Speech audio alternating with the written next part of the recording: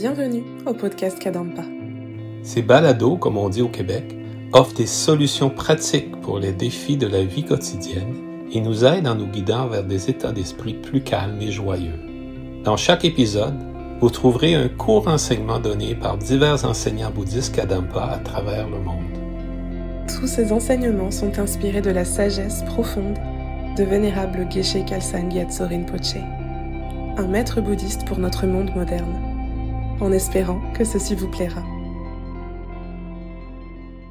Bonjour, bienvenue à ce balado podcast sur la sagesse quotidienne. Mon nom est Gen Kelsang Chogyam, je suis l'enseignante principale du Centre de méditation Kadampa de Montréal. Aujourd'hui, on va s'attarder à comprendre la fonction de l'esprit. En particulier, on va essayer de développer le souhait de mieux connaître notre esprit.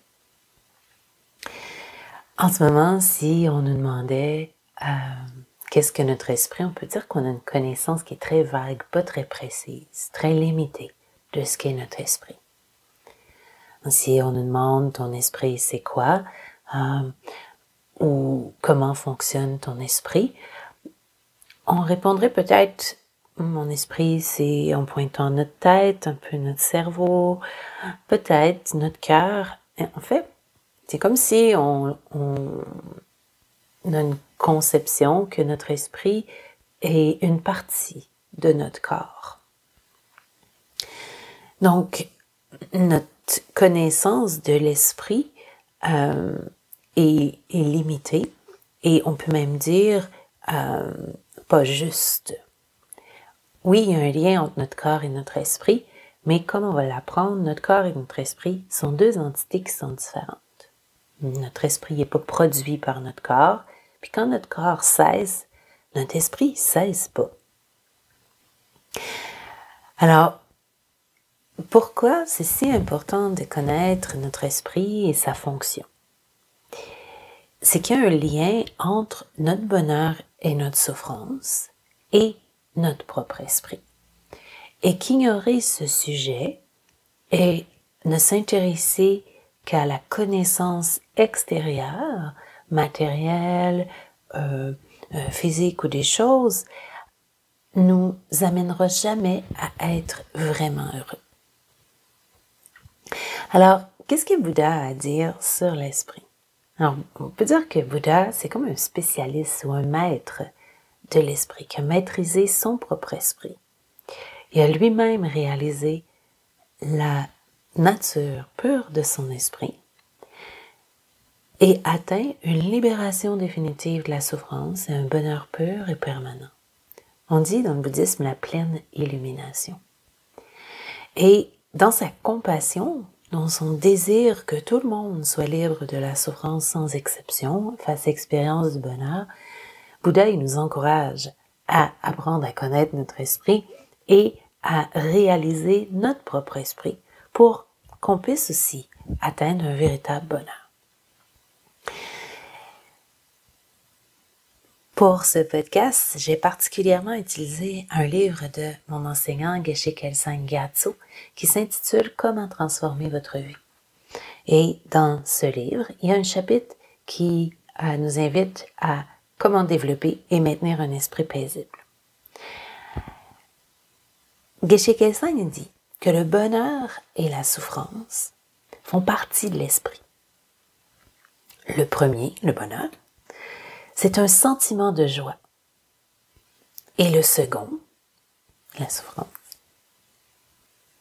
une sensation désagréable. Alors ça, c'est comme une clé qui est vraiment importante pour nous. On a besoin de réaliser que pas juste le bonheur, mais mon bonheur fait partie de mon esprit.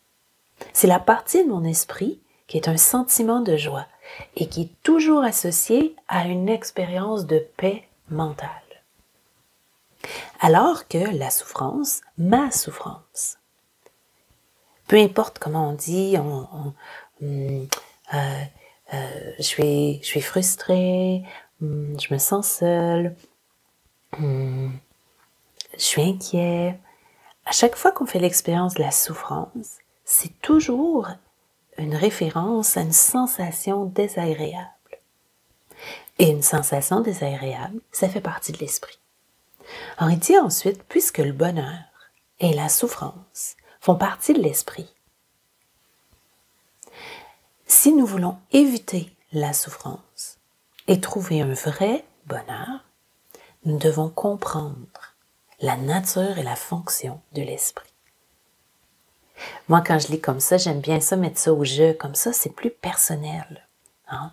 Puisque mon bonheur, puisque ma souffrance font partie de mon esprit. Si je veux éviter la souffrance et trouver un vrai bonheur, ben j'ai absolument besoin de comprendre la nature et la fonction de mon esprit.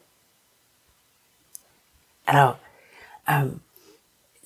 Bouddha nous enseigne donc qu'il y a un lien entre ce qu'on veut profondément, être heureux tout le temps, et ce qu'on veut jamais souffrir. On ne veut jamais souffrir. Donc, il y a un lien entre notre bonheur et notre souffrance, et notre propre esprit. Donc, on peut se dire, ignorer ce sujet, c'est pas sage. Donc, ignorer le sujet de l'esprit, c'est pas sage parce que depuis toujours, on dit des temps sans commencement, on veut être heureux. À chaque jour, on veut être heureux.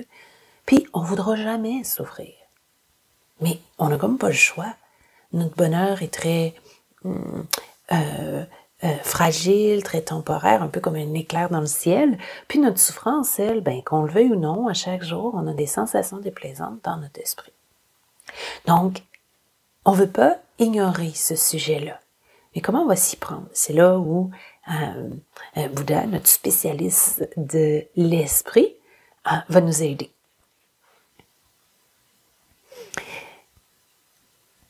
Alors, plutôt que de chercher à l'extérieur ou de s'intéresser uniquement à l'extérieur, à ce qu'on perçoit, à ce qu'on voit, à ce qu'on conçoit, toutes les choses extérieures, plutôt que de s'intéresser uniquement à ça, on veut développer une plus grande connaissance de notre propre esprit. On peut dire en ce moment, on est comme dans l'extrême de s'intéresser à l'extérieur et pas du tout à l'esprit ou la qualité de notre esprit, comment notre esprit fonctionne. Alors, à la question, qu'est-ce que notre esprit? Alors, notre esprit, si on nous demande cette question-là, je dis au début, on va souvent pointer notre tête ou penser que c'est une partie de notre corps. Mais notre esprit et notre corps sont très différents. Alors, notre corps, c'est un objet physique, matériel, qu'on peut peser, mesurer, qu'on perçoit avec nos sens. On voit avec nos yeux, on peut l'opérer, on peut le photographier. Donc, c'est un objet qui est physique.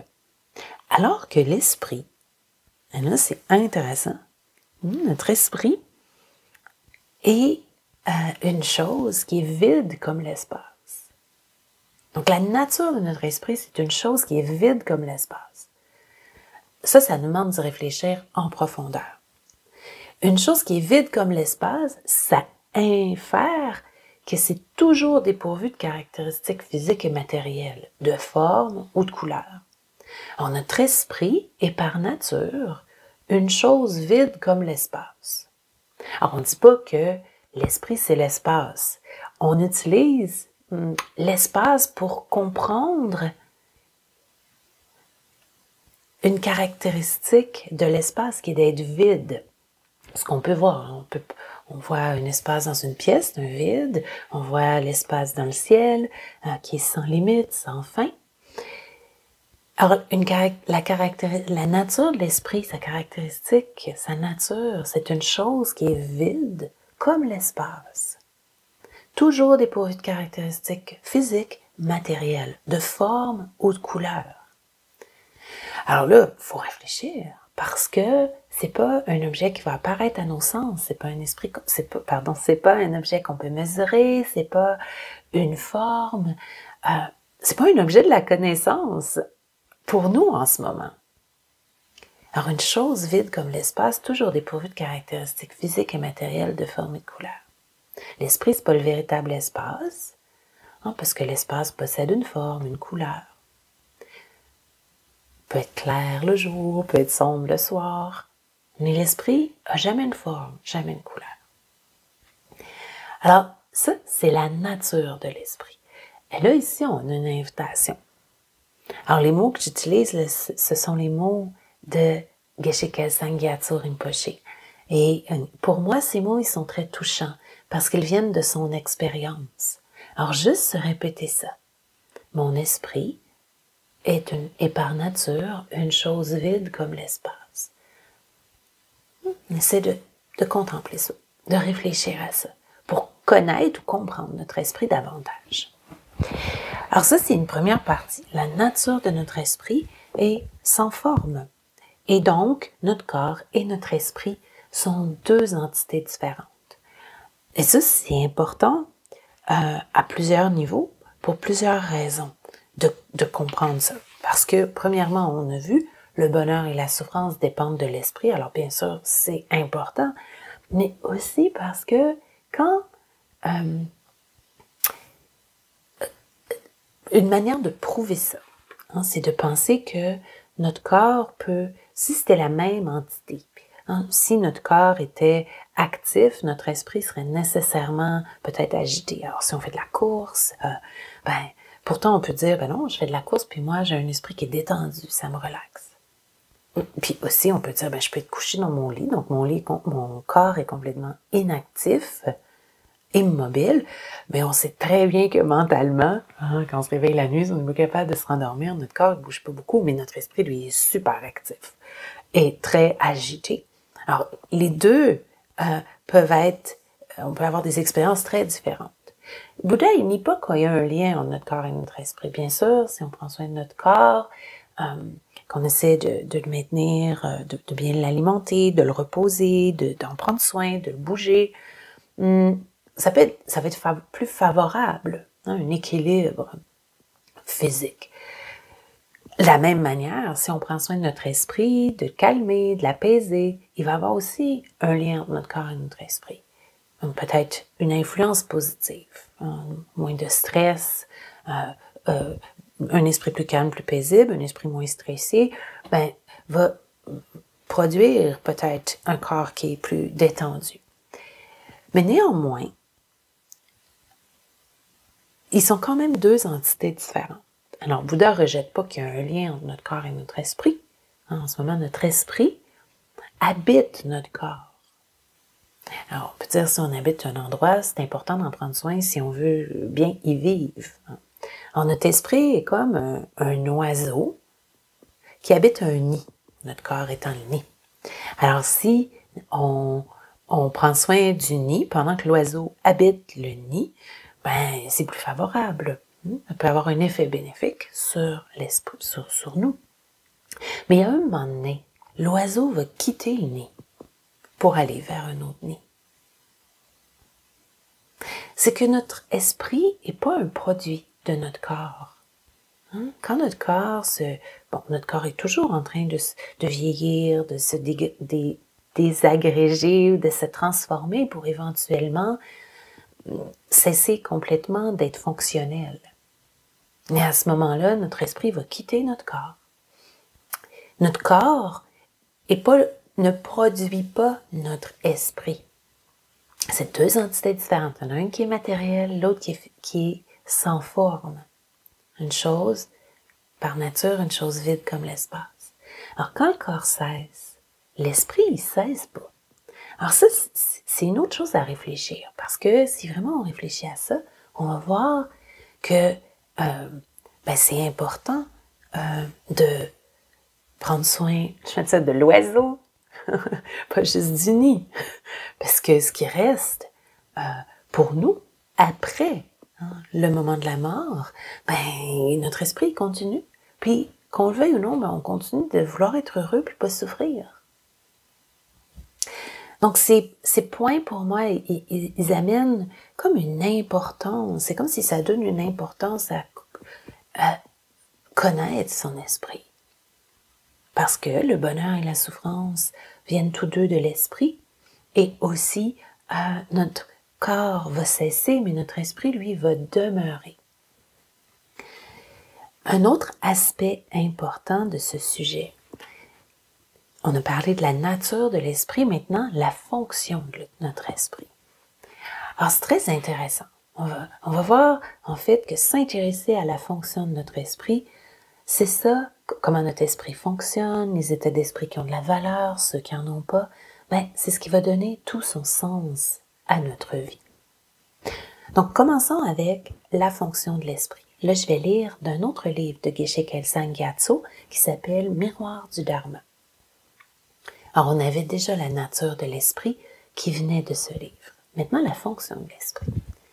L'esprit a pour fonction de percevoir ou de comprendre les objets. Nous disons habituellement « je vois telle ou telle chose » parce que notre esprit voit cet objet. Nous disons « je comprends » parce que notre esprit comprend les choses. Ainsi, notre perception et notre compréhension des objets sont des fonctions de notre esprit. Sans esprit, nous sommes incapables de les percevoir et de les comprendre. Fabuleux! Alors, je répète, l'esprit a pour fonction de percevoir ou de comprendre les objets. Alors ici, c'est important de préciser que quand on parle du mot « objet », c'est pas au sens commun d'objet. Alors, quand on parle d'un objet, on parle d'une table, on parle d'une chaise, on parle d'une voiture, d'un livre. Alors ici, quand on dit comprendre les objets, c'est pas uniquement ces objets-là, mais c'est tout ce à quoi l'esprit pense. On dit les objets de l'esprit. Alors, ça peut être aussi les objets que notre esprit conçoit. On pense, si on dit, OK, pense à ta mère, alors notre maman apparaît à notre esprit à ce moment-là, comme une image mentale, et elle est l'objet de notre esprit. Aussi, les personnes qu'on rencontre sur la rue, qu'on perçoit, ils sont aussi les objets de notre esprit. Alors, objet, comme Bouddha l'utilise, c'est beaucoup plus large, beaucoup plus vaste. C'est tout ce que l'esprit perçoit et comprend. Alors, l'esprit a pour fonction de percevoir et de comprendre les objets. Donc, quand on dit « je vois telle ou telle chose », en vérité, c'est notre esprit qui voit l'objet. Puis quand on dit « ah, je comprends, je te comprends », c'est l'esprit qui comprend une chose. Et donc, la conclusion de ceci, qui nous demande beaucoup de réflexion, là, c'est juste une introduction, mais on dit « notre perception et notre compréhension des objets, ils sont des fonctions de l'esprit. » Sans l'esprit, on est incapable de percevoir et de comprendre. C'est vaste. Ça veut dire que c'est mon esprit qui comprend, qui perçoit des choses.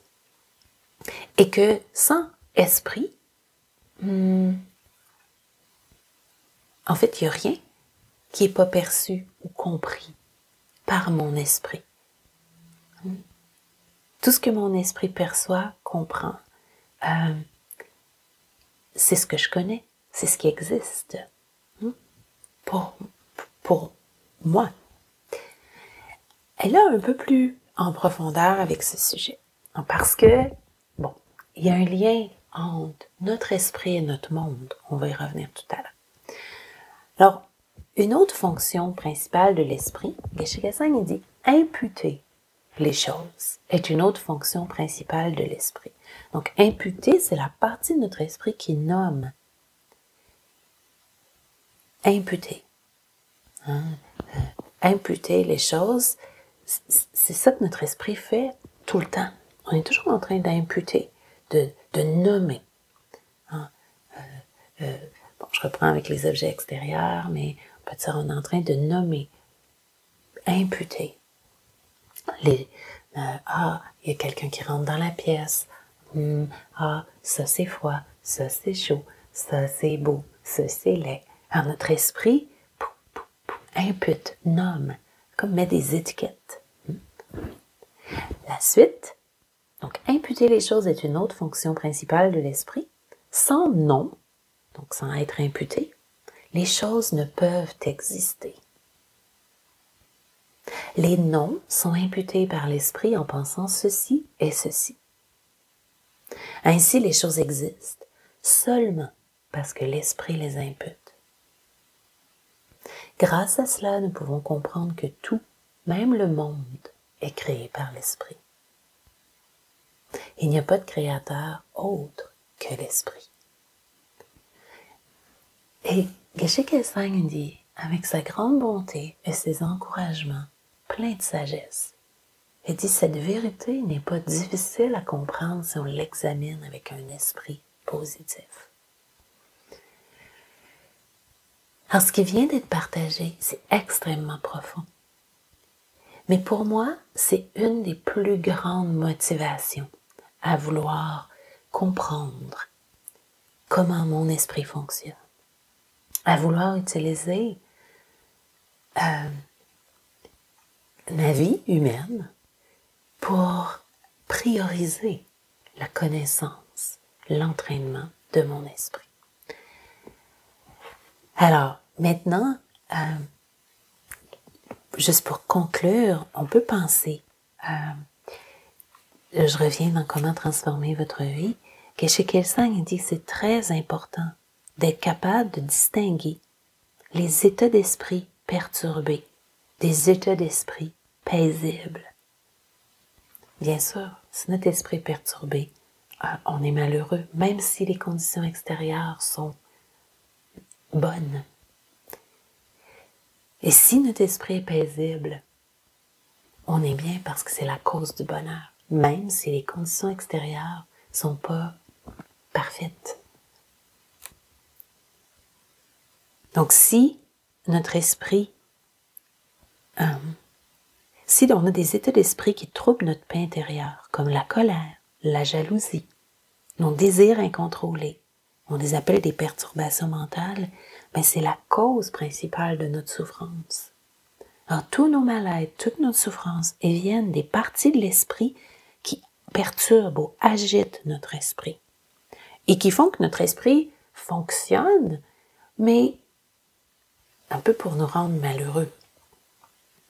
Je dis un peu, mais complètement.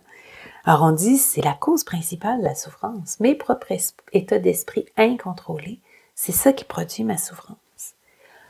Et il dit, nous pensons peut-être que la souffrance est causée par d'autres personnes, des conditions matérielles difficiles, par la société. Mais en réalité, elle provient entièrement de nos propres états d'esprit perturbés. L'essence de la pratique spirituelle ou de l'entraînement de l'esprit, c'est de réduire nos perturbations mentales pour finalement les éliminer complètement et les remplacer par une paix intérieure définitive. Ceci est le véritable sens de notre vie humaine. Qu'est-ce que ça veut dire? Ça veut dire que on a toutes les raisons. Alors, si on comprend le lien entre notre esprit et notre bonheur, si on comprend que notre corps et notre esprit sont deux entités différentes en contemplant la nature de l'esprit, que quand notre corps cesse, notre esprit cesse pas et continue.